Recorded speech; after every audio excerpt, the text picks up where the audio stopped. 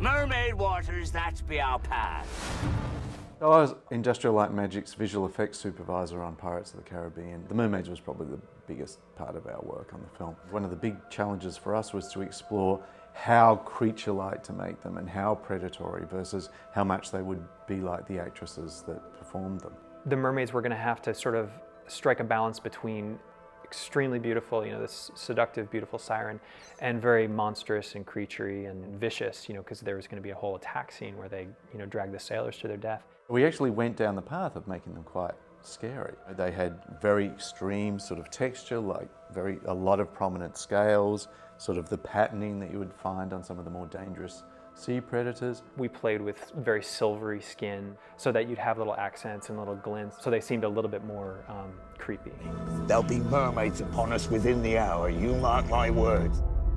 When the film was more assembled and in more of a finished form, Rob took the step back and looked at it and said, you know what?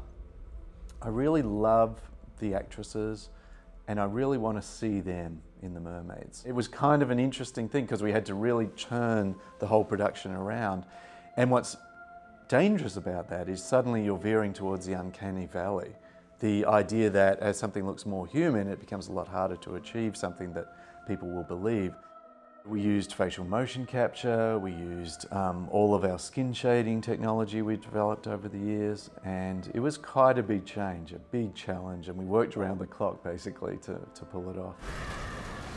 We shot in the Mermaid Cove for probably a month, shooting nights. At the same time, had a modeler and a painter and a team here creating the digital versions of the Mermaid. We started off thinking, okay, there's like 11 or 12 mermaids that come and take these pirates, and then Rob's like, no, there's 50 mermaids that take them. So you have to deal with whole crowds of mermaids and adding splashes to all of those. So we came up with a lot of automatic tools.